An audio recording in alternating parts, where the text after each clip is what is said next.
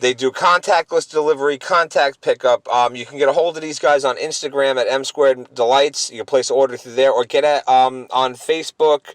You can go to M Squared Delights. They are a Citizen of the Week because, Jones, they've been donating multiple sweets, fresh. They're, of course, they're safe too.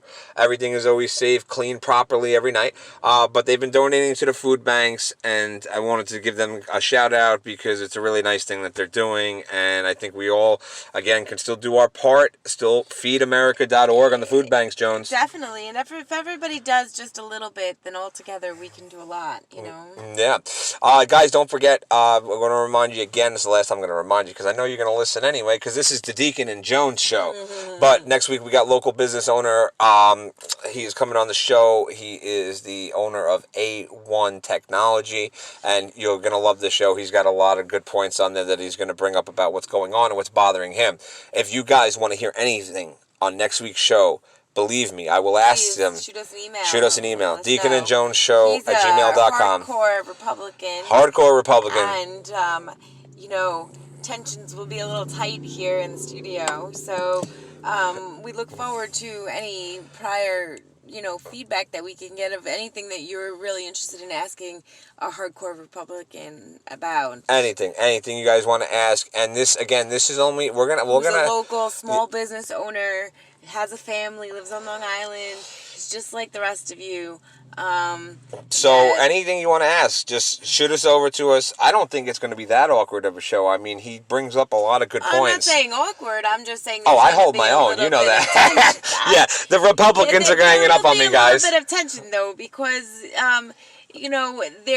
there is differing viewpoints. Yeah, of course. So there will be a little bit of tension, but I'm not saying that it's going to be uncomfortable. Nobody's going to want to leave. I'm hoping, but expect some debate. Jones, but thank you for that. But did you hear what I just said a few minutes ago? This is the motherfucking Deacon and Jones show. Nobody is leaving the show. Everyone wants to hear what you and I gotta say. You know what? They're writing us. You guys, and thank you guys again. Jones, we're gonna go before we get a little long in the tooth here. Rapid response. Let's do it. I know you guys love this. We still need your recommendations for rapid response questions. Number 4 on the rapid response is written from a viewer. The viewer is located on the West Coast, and they thought they were slick when they asked us this question, but go ahead, let's do it. To you guys. And also, too, guys, we want to know, your questions that you have toward musical trivia. Send them to us because we want to play Stump Deacon because this person thought they could and didn't happen. So, and I did not Google this. I already knew the answer. Jones, first rapid response. Cuddlers. So Cuddles. I just wanted to talk about cuddling for a moment with you guys. So here in the studio, I just want to talk about cuddling for a moment. Yeah, I mean, really, who doesn't want to talk about cuddling for a second? Whether you like it or not, it is a topic of interest. Okay, I'm so sorry. To a lot of people. Shut the F up, man. Okay. So anyway, cuddlers here in the studio, we're like a 50-50 split. Deacon, not so much a cuddler. Jones, she likes to cuddle. So we were wondering what you guys at home like to do, and we're interested if you're on Team Deacon or Team Jones, and if you're on Team Deacon or Jones, whichever that may be, has this quarantine affected your cuddling at all? Are you cuddling more or less as you're seeing your significant other? Most people are seeing them more than they ever wanted to. So does it affect that cuddling time that you normally have or don't have? I think honestly, and before I go into my explanation on this, I think honestly, I don't want you guys to get too excited. This is not an invitation to email us your address to come over and cuddle, because that's not what this was. I don't cuddle with strangers. Okay. Only if they have candy. We're just hanging. Maybe if it's some chocolate or some cookies and cream ice cream or something like that. But I don't cuddle for candy. No. Then if you have the right person and that's what you guys are into, and because you put up a point there of you know, being home with your significant other more than you ever wanted to. It's not a matter of being if you ever wanted to. You need. I was just putting a spin No, I know, on but it, you need that time of separation away from your significant other, so that way you guys can talk about like, hey, how's your day going? Well, I know how your fucking day's going because you're sitting right next to me for 20 hours of the day. You know what I'm saying? So you need that time, that separation to keep a healthy relationship. We got a lot of feedback on that last question last week, Jones, about how many people feel like during this time that there's going to be. Actually, this was episode one's question about how many people you think is it gonna be 100,000 like they're projecting for these people to be divorced and broken up during this time? And we did? Yeah, a lot of people are asking, like, get us the numbers on that. We don't have the exact numbers yet because COVID's not done. Don't forget about that. Wash your hands and go out with masks and gloves. Don't listen to Jones. Right now, it's all like hypothetical, like educated guess. And we'll provide you with the real facts. But when the results come out, but that won't be until I don't even think when the pandemic is over that's still not really over with those numbers, because people with that have been through traumas, and this is a trauma, they're gonna have, some of them are gonna have PTSD and other issues that are gonna pop up a little later on in time. So even divorces, probably up to like 3 or 4 years from now could be, attributed back to now. Stemmed starting part of this. But let us know what you guys are doing, cuddling or not. Me personally, I could tolerate a cuddling, but just not in the summertime. I sticky. Not in the summertime. I could tolerate it. Thanks. I could tolerate it, but it is what it is. That's a no for him. Now, we had a segment earlier in the show about the Beatles countdown and what we thought the best song was. So now my other question is, because it's a rapid response, and this is going to be our question, of the week. Of the week, guys. We need to know who is better, the Beatles or the Rolling Stones. And I'm going to tell you this. Before you get my answer out of this, you're going to get Jones's. But on my top 10 bands list of all time, both the Beatles and the Rolling Stones are on this list.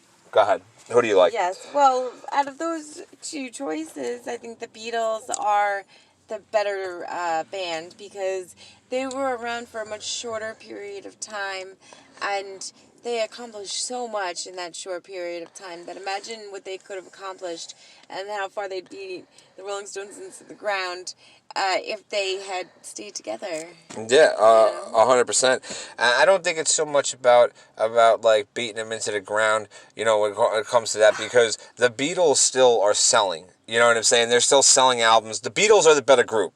Same reasons why you said. Short span of the band, and the number of albums and songs and number one songs and number one that they had is definitely more than the Stones. And people are still buying them. People are still buying them, but I like the Stones better. Mick Jagger's giving me what I want to hear. The Beatles are telling me how I'm going to get laid. They're going to tell me how that's happening. They're going to tell me that I want to hold your hand. No, I want to listen to Sympathy of the Devil. I want to shoot the tumbling dice. I want to be your beast of burden. You get what I'm saying? Yeah, but I mean, you're a deeper, darker soul than some others. I know, but I'm not saying, listen, I listen to the Beatles all the time. That's not even the point. It all depends on your mood set. Exactly. In your mood, because to be honest with you, like, sometimes, like, I would prefer the Beatles. It's a little more upbeat, a little bit more lighthearted. Sure. And then you go to the Rolling Stones, which is a little bit more darker, dramatic, a little bit darker. 100%. Like, you're not always in the mood for one or the other. Like, sometimes you're in the mood for one and not the other. Yeah. It doesn't make one better than the other necessarily. They're just different. But I do think that the Beatles have surpassed. Nice. And guys, again, that's our question of the week. So it's real simple. Who's better, the Beatles or the Rolling Stones? Who's the best? It's one of those two who are the best. I don't want to hear anybody send me it's like Led Zeppelin sneaks in there. No. Led Zeppelin is not as good as the Beatles or the Rolling Stones. They are good. To say the reason why you believe this. And the reason why, exactly. And again, that is for the Home Depot card. And we do have an Applebee's card that we were supposed to give away this week, Jones. But nobody got to us with the right questions that we asked. We did have a lot of responses. Right answers. Pepsi or Coke, Jones? This was a viewer question. They wanted to know, what do we prefer, Pepsi or Coke? And I want to thank you, Donald from Idaho, who was one of our first followers. You are the best, man. Thank you, Jones. Tell our followers thank you. Thank you, Donald. And he wants to know, Pepsi or Coke? This is the feedback we need. I say Coke because it's sweeter and I like it. Coke is just a better taste to me. I can't stand Pepsi products. I will only really drink a root beer or an iced tea on a Pepsi product. Coca-Cola all the way. I've been a fan since day one. Last rapid response, Jones, and this is going to take us into the end of our show. Now, viewer, like I was saying earlier, messaged us, and I love the feedback. I love the debates. Thank you guys again. We are nothing without you. I said that last week. I'm going to continue to say it every episode. We are nothing without you. Night Train. What is the Night Train, Jones? They want to know if I know what the Night Train is. I'd like to know if you know what it is, too, because I have no idea. The Night Train, besides being a song off of the debut album in 1987 for Guns N' Roses, track 3, Night Train.